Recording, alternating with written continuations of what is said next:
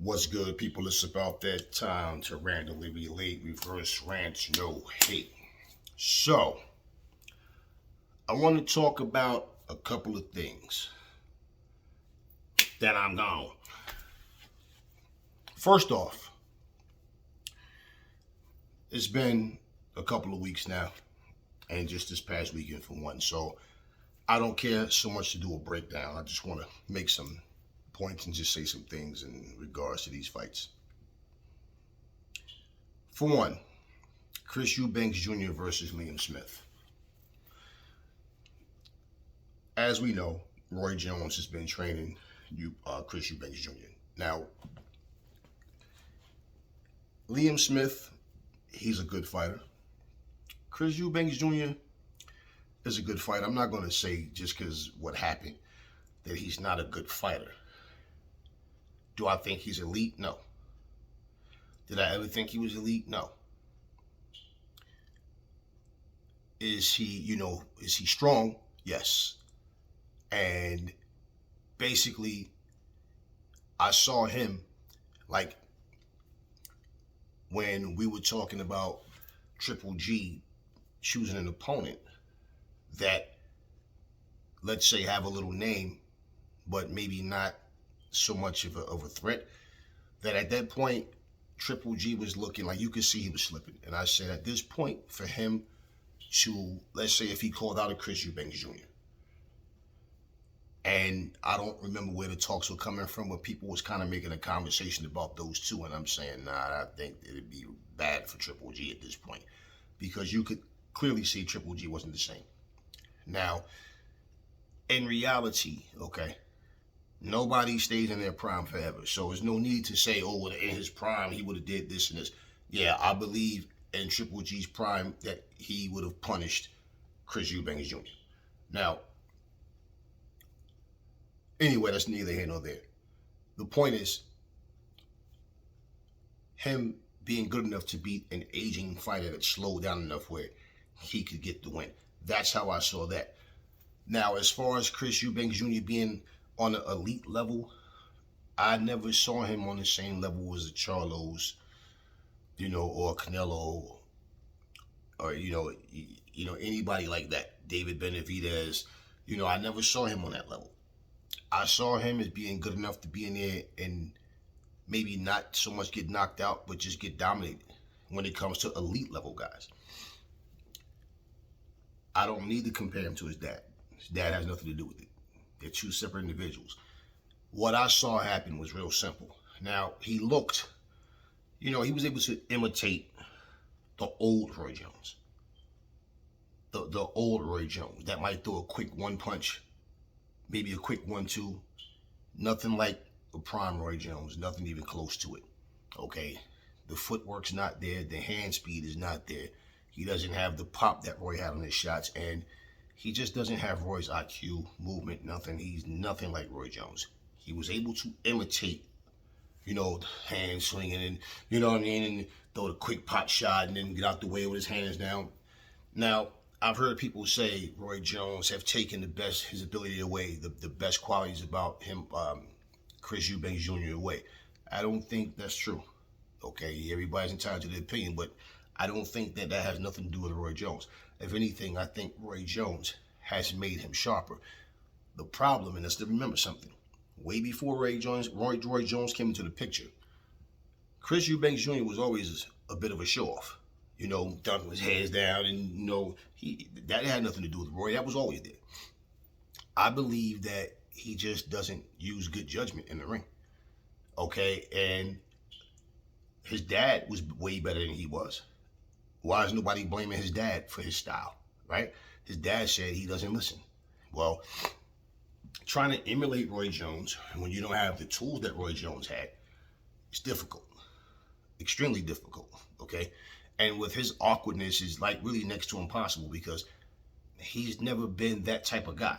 Now, if he was slipping with his hands down and Liam missed, everybody would be calling him a genius. Yo, he looked good. Oh, I want to see him versus such and such. Well, he did something that showed you it was just a rookie move, rookie mistake. He has his hands down, and he doesn't have that kind of ability. Yeah, I've seen him do that kind of stuff in the past with lesser opponents. But that ability where he needs to be able to slip and move, and it wasn't necessary for him to back himself into a corner and try to do that. Because now you're in the corner. It's limited how much you can slip and where you can go and duck and move and all of this. So he's in the corner. And pretty much by the time he tried to pull his hand up the block, Liam had already thrown the shot, caught him, rocked him. Y'all saw the way it went. Well, at the end of the day, Liam Smith did what he was supposed to do. It wasn't no lucky punch. He caught him. He rocked him. He was hurt. He was hurt bad. He had no legs.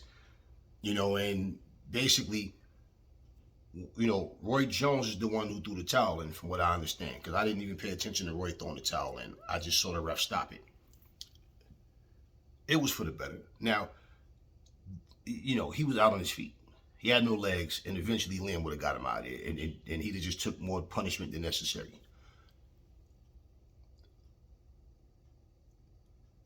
Roy Jones saying, from what I hear, because like I told you, I don't watch a lot of shit. I see certain things, and it's like, okay. But from my understanding, Roy Jones supposedly said that it's not his fault, and said that Liam Smith caught Chris Eubanks Jr. with an elbow. Okay, whatever. But I ain't going to get into all that. I'm not going to support the drama of it. He got punched. I seen a punch land. Regardless, he got rocked, and Liam Smith won the fight. He was the better man. It's just as simple as that. Now, there is a rematch clause. Will there end up being talks about, oh, well, he actually hit me with an elbow. It wasn't a clean punch. It's the elbow that hurt me first, and I was discombobulated, and we don't know. We don't care. Excuses are not necessary. You go into a rematch and get your ass whipped again, what's the excuse going to be then, right? So, pretty much, that fight went the way it went. And in order, like people saying Chris Eubanks Jr. shouldn't fight Liam again because the same thing's going to happen. Well, if you can't get past Liam, how the hell you think you're going to get to Charlo? How are you going to get to a Canelo or any other champion? Unless they just feel like, he got a little name behind him, got his dad's name. Easy work. Let's get him in there, bust him up real quick. And who's going to waste their time? Champions don't want to have junk fights. And basically, what champion is going to feel comfortable fighting a guy that came off of a loss and then trying to make an excuse as to why they're fighting a guy that came off a loss? Well, you should be fighting Liam Smith, not you, Chris Eubanks Jr., right? Then you do have champions that do shit like that. Fight the lesser of the better, of the better. Now, he was winning the fight on points. He was outpointing Liam Smith, but the point is he lost. Coulda, shoulda, woulda. If he would have slipped that punch, well, he didn't. Liam Smith, salute to you. You did what you had to do. And, what happens from here, we'll see. That doesn't necessarily mean title shot, but we'll see. Who knows? For Chris Eubanks Jr., we don't know if it meant title shot either.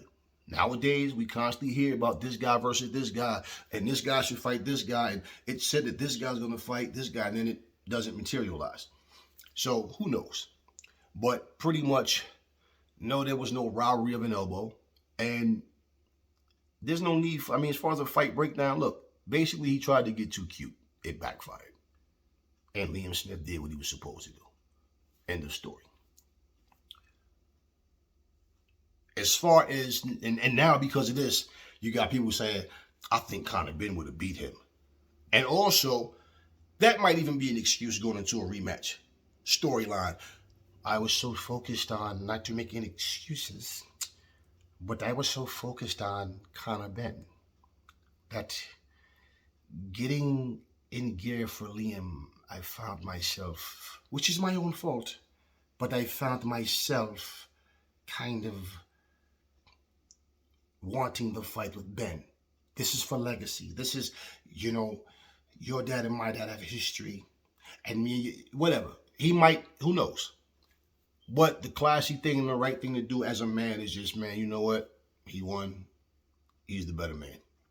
My job is doing the rematch. And then move on. Simple. Now, let's get on to Autur Beterbiev versus Anthony Yarde. Good fight. Anthony Yarde was trying to do the best he could. This is a fight I didn't really focus on, who was going to win. Now, personally, I felt like Autur Beterbiev would have won the fight, and he did win. I just don't like me watching Anthony Yarde. One thing that I saw in his fights in general is something that continues to happen. From the time he lost to Lyndon Arthur, if you watch, even before that, Yarde was knocking everybody out. These were easy opponents. Okay, these were lesser opponents. These were not the top guys. When he got beat by Lyndon Arthur, I didn't see anything Lyndon Arthur did that was just like so great that he shouldn't have been able to make adjustments and get him out of it. He just basically was trying to land home runs, and I said, okay, see, he's one-dimensional. Going into this fight, what I saw as well, and all these little junk fights he's had in between, he hadn't been having any tough fights, so now he jumps in there with this guy. And Beterbiev is going to fight to the end. Now, there's certain fighters that may be able to break a guy's will and break a guy down to where it's like, you never seen anyone do this to this guy before, that type of situation. Who that may be, we don't know. But what I saw was this. It was a good fight. They were both rocking each other. He caught Beterbiev a couple of times and buzzed him a couple of times. He definitely buzzed Anthony Yarde more times, but it was a good fight. And what I saw was Beterbiev was able to make adjustments to what he saw Anthony Yarde doing. And when he realized, okay, he's just trying to land these power shots. He was very jittery, trying to move quick. And he was trying to not get hit with anything. I saw a lot of nervous energy. He was trying to mentally keep that focus. All right, I don't want to get hit with nothing crazy. Let me just, get into my groove and stay away, but at the same time land my shots. He was trying. But Beterbiev saw that too. Okay, he's just trying to land some shit. No real rhyme or reason. He's just throwing, hoping that something lands. But everything that he was trying to do, in terms of trying to, whether he would try to fake, throw the right hand, maybe, jump in, lead with a body shot, whatever it was. Beterbiev started nullifying that shit. He was making adjustments. I didn't see Anthony Yarde make any adjustments. He was just, like I said, trying to just land something, hoping that it's hard enough to connect, boom, and he goes down. Beterbiev saw that, and basically it was like, okay, all I have to do is just not get caught with something unnecessary. That's all. And, basically, when you start getting rocked like that, and you pretty much get to the point where not only are you starting to slip on the scorecards, but you're getting hit with the power shots, the referee at some point is going, nah, you got to stop this. Or your corner, if they care about you, is going to say, nah, he's taking too much punishment. When you just can't get out the way of power shots anymore. Now, here's the funny thing, though, right? There's people that's giving Anthony Yarde more respect now because he did go in there and he was able to catch, Beterbiev and hurt him, a couple of times. But then you have people are now saying that I think Bivol beats Beterbiev based on the fact that Anthony Yarde, they don't rate him like that. And to see that he put up a good fight as long as, he could, that they feel like Bivol was better. Now, I think Bivol he's disciplined in a more boxing style, of fighting. Beterbiev is a bruiser, but he's also disciplined. The slick boxers usually can find a way to beat the brawlers. And basically, that's what we want to see. Who's going to win? Beterbiev, or Bivol. And that's the fight that should happen next. You can't base one fighter beating another fighter based on, he struggled with that guy. stuff happens. Things happen. And sometimes you get guys in the ring and, you're trying to imagine it happening and it's not going to play out the way you think. It may, even if it's similar, stylistically, you don't know what punches are going to land. You don't know what punches are going to miss. You don't, what mistakes are going to be made. Who's going to, basically, make the least amount of mistakes. Who's going to be sharper that night. You don't know that. So I give Anthony Yarde props because he came to fight. He actually did a lot better than most people thought he would do. And you can even, like, the crowd was into it. It was an action-packed fight. Now, of course, when people, oh yeah, but look at what they were fighting. Okay, yeah, whatever. Reality is, it was a good fight, in my opinion. It was a good fight. And he lost. I just don't think Anthony Yarde, aside from having the knockout power, has the boxing IQ, has the discipline, okay, and the will to be smarter than his opponent. It's more like, if I can't crack him and just get him out of there, I don't know what else to do. I'm just going to keep trying to go for the knockout. But now I'm getting rocked. I'm getting caught. I'm starting to get fatigued physically and mentally. And I'm starting to become easy to hit. I'm throwing wide shots. I'm getting countered. And he's beating me to the punch now. So what do? He doesn't have a second, third, fourth, and fifth gear. Anthony Yarde has one gear. And yes, puncher's chance, it can happen, but it didn't. And see, that's the whole thing that people got to understand. When you go into a fight and people depend on you winning because of a puncher's chance, okay, the possibility of you winning based on a puncher's chance, well, you got to understand. It can happen, but it also might not happen. And if you don't have skills to pay the bills, when you can't get that guy out of here, and that's what you really depend on, that's what's really in here, then what's going to happen now? And basically, Beterbiev started taking over that fight. So it wasn't like it was dead even and then he caught him and got him. No, he was starting to take over that fight. And Yarde was starting to get rocked with some hard shots. He can only do his best. And I feel like, yeah, he came in and he tried. Now, does he get another fight with another elite guy?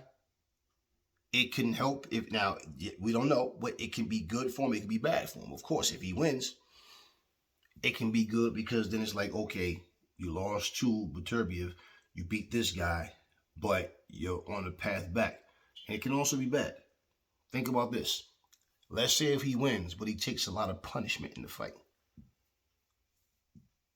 And when it comes to big punches, man, you might not see it yourself, but people will start to notice. Even in training, you see it where fighters is getting hit with stuff they never used to get hit with, and you see them, the reflexes are not there, the timing is not there. It's just wear and tear on the body. They can't do what they used to. Okay, and for the payday and for the sake of getting lucky, landing that punch, they make the fights happen anyway, right? Even fighters taking fights on short notice. So it can be bad because let's say he lose. He doesn't really take bad punishment, but he just gets outpointed. That's his second loss in a row. And basically, he's trying to get in a position to be an elite guy. Well, what if he loses and takes a bad beating? And why I'm bringing those points up is because Anthony Yarde is just that guy that's like, the harder the fight is for him, it's like he mentally just can't keep it together and do what he needs to do. Lyndon Arthur's not a big puncher either. He's a decent boxer, but he's not a big puncher either. So this is what I'm saying. And when you are talking about fighting against guys, the elite guys, at the end of the day, when you lose to the top guys, like, just think about it. Like, Adrian Broner's a 3-time world champion, right? But the very best fighters that he's fought, the Maidanas, the Sean Porters, the Manny Pacquiao's, the Mikey Garcias, he lost to all of them. I remember, the Kovalev fight with Anthony Yarde. He rocked Kovalev, got his attention, he hurt him, couldn't finish him, and it came back to haunt him. And we saw the same thing happen in this fight with Beterbiev. So I think one reason why people thought that Yarde might have had a chance too is because, Beterbiev being 37 is like, what if Father Time just happened to kick in to where now all of a sudden he just, he's winding down. But, you cannot, I know I would never train a fighter to say, or go into a fight myself thinking, okay, he's this age or that age, I'm depending on him to not be the same. No, I'm depending on me to be as sharp as I'm supposed to be, on top of my game. It's not, I don't care about what you're doing. My job is to nullify everything you're doing, destroy you, get you the hell out of there, or dominate you for 12 rounds if it goes the distance, okay? But however it goes, it's about what I bring. It's not about me depending on you to be weak, to be old, to not be as fast, your timing or no. Now, if those things happen to, take place, well, it's unfortunate, for that fighter, right? But it is what it is. So I'm going to salute both of them in this situation. I salute Chris Eubanks Jr. He got, what happened, but he can't, he did what he did. He lost. Simple. Okay. Their fight was a bit, definitely was different in the sense of the all the dramatic shit and what happened. It wasn't the same fight. But bottom, it's funny too, because like I said, because of that performance, people, with Eubanks and Liam, the fact that he got stopped, people are now saying that, yeah, see, I think Conor would have beat him. Maybe, maybe not, right? And now even though, Beterbiev won the fight, people are saying that they think Beaver would beat him. This is just the way people's minds is, okay? We've seen this, we've been seeing and hearing this for the longest with fighters. God doesn't look his best in one fight. Oh, he couldn't beat this person, this person, this person. Then he either beats that person or the person ducks him, It's always that type of thing. But I'm going to say it like this. I thought it was a good fight. I basically had Beterbiev the favorite to win. I don't mean the bet odds. I mean, personally, me, I just felt like he was going to win. And I felt like that if Anthony Yarde did come to fight and let's say he brought it to him, with the exception of him catching him clean, like pinpoint accuracy and just boom and getting him out of there, that if he didn't do that, as the fight went on, he was going to start to get punished and pretty much he was going to collapse. And we saw what happened. So, but salute to both fighters, man. They came to fight. Somebody has to win, somebody has to lose. You can't sit there and want to see a fight. Then when the fight happens, you want to try to reenact what should have happened. And if you did it, it's always easy to piggyback. Let's not get it twisted. Anthony Yarde is a strong, hard-punching, limited fighter. It's just that simple. All right? Talk to me in the comment section. Never fall in love with lies. Remember, the truth brings hate out of people, and I will catch y'all on the next video.